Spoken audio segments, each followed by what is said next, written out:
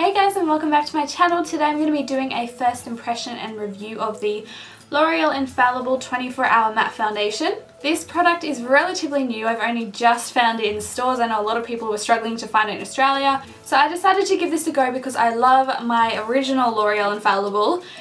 Such a wonderful foundation. Oh, you need to try this if you haven't already. It's probably my favorite at the moment, but because I do get a little bit oily as the day goes on in my T-zone, I decided to give it the matte version a go. And if you guys want to know how I liked it, then definitely keep watching. Okay, so I'm just going to quickly pop on some primer. So I'm going to use the L'Oreal Base Magique, hoping that because they're the same brand they will work well together.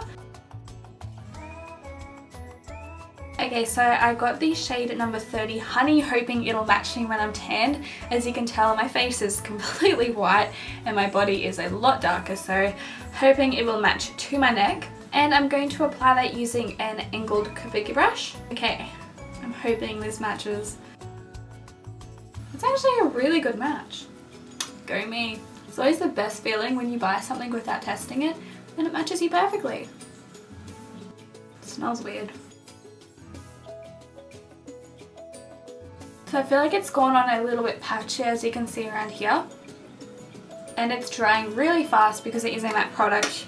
You would hope that it would do that. Okay, so I'm going to do the rest of my face and then I'm going to put on another layer and see if it gets rid of that patchiness.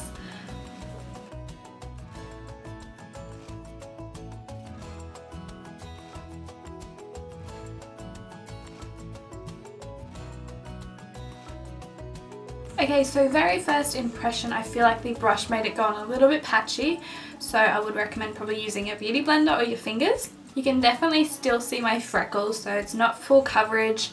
It's still got an alright coverage, but if you're someone who has like acne or skin problems at all, I feel like that one layer will definitely not cover that because my freckles are still very obvious. I don't know if you can see.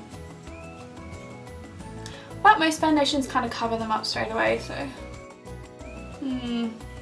So I'm going to go ahead and add another layer and see how that goes. On the back it does say that it's full coverage, but I don't know. We'll see.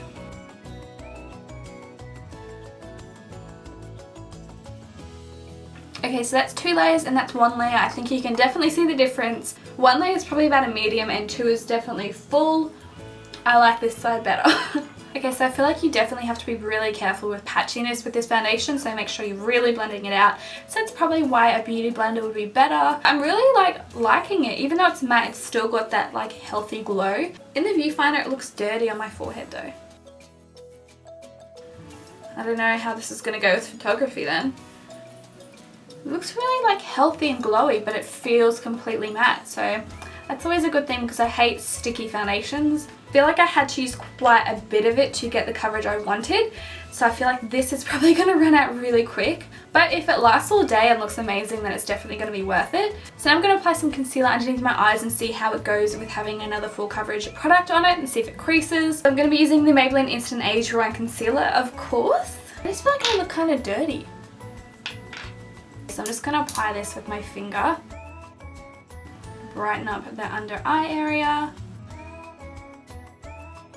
Do a little bit of highlighting. So I'm just going to put this in all the usual areas that I highlight. I feel like I need a lot of concealer today. One of those days. Okay, so I'm just going to blend that in using my finger. No, concealer on the black shirt. It's actually blending in really nicely, like a lot better than what my other foundations do.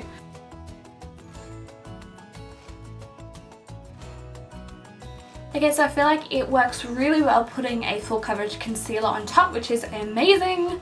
So I feel like the places where I've added, you know, 2 layers of foundation, it's definitely not setting as well as 1 layer does. That just might be because it hasn't been long enough, so it hasn't set. And because I wear powder over my foundation every single day, I'm going to go ahead and do that. Okay, so underneath the eyes and on the highlighted areas, I'm just going to use my Ben Nye Banana Powder. I've actually never used this before. It hasn't even been opened. So I'm hoping it looks good. It's kind of like a double first impression. I've heard so many good things about this powder, so I'm hoping that it looks good.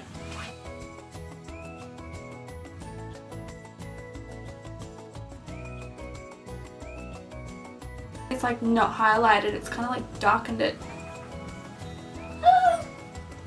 God damn it. And then for the rest of my face, I'm going to use my Australis Fresh and Flawless in Darkest Brown, which is my holy grail powder. And if they could come out with like a banana shade in this powder, I think it would sell it amazingly, because I would buy thousands. So I'm just popping this wherever I didn't highlight. I don't feel like you need to even set this foundation, but I need powder because I'm such an oily person. I'm always touching my face, so I like to just put powder on. I'm really disappointed with that banana powder because I feel like it's the same shade. I really wanted to have like highlighted under eye area. Okay, so this is the foundation with powder on top. And this is the foundation from Far Away. I think it looks relatively nice. I feel like it looks really nice. I really wish that the banana powder highlighted underneath my eyes better, but I really like this, and I think it'd be great for people who live in warmer countries like myself. I can't really test it in the heat because it's winter at the moment in Australia, so I'm sorry about that. Now the real test is to see how it wears during the day. So I will come back in 4 hours, and then after that I'll come back in 4 hours again. Most people typically wear foundation for a bit over 8 hours if it's a working day. So I will see you guys in 4 hours. Okay, so it's now 11 PM. I didn't get a chance to film the 4-hour update, so I thought I would just do it all now. It's been well and truly over 8 hours, and I honestly think I'm very impressed with this foundation. It's not often that I can wear a foundation for this long and not have a completely greasy face.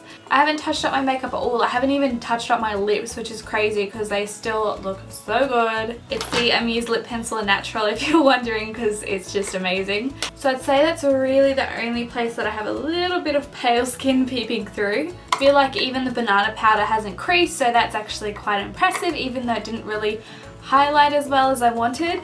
But other than that, I think that the colour matches me perfectly.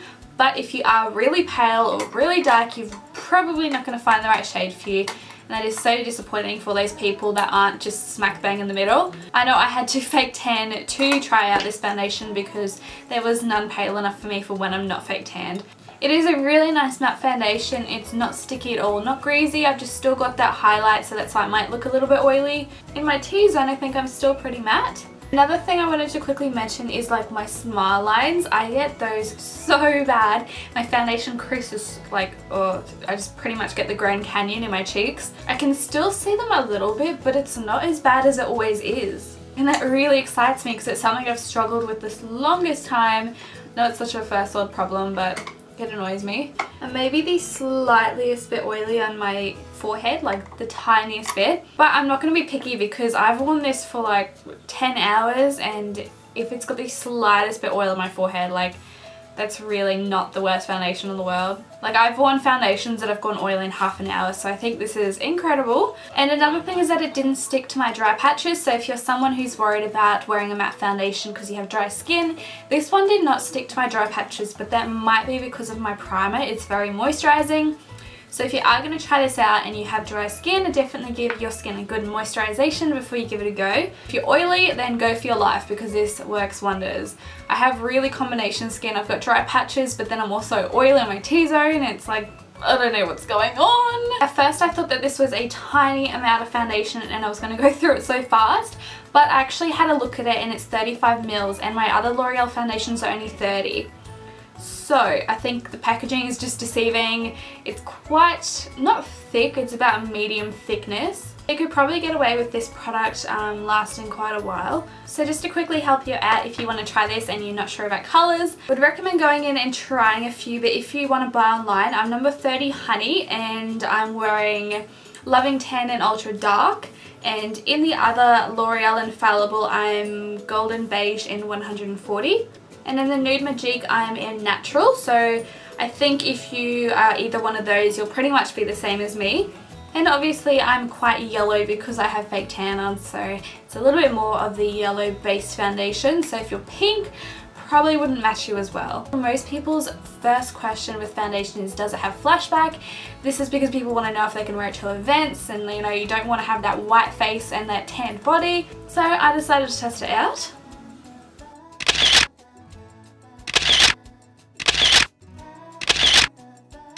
And without showing you these completely horrendous photos, I'm just going to let you know that it does not have flashback.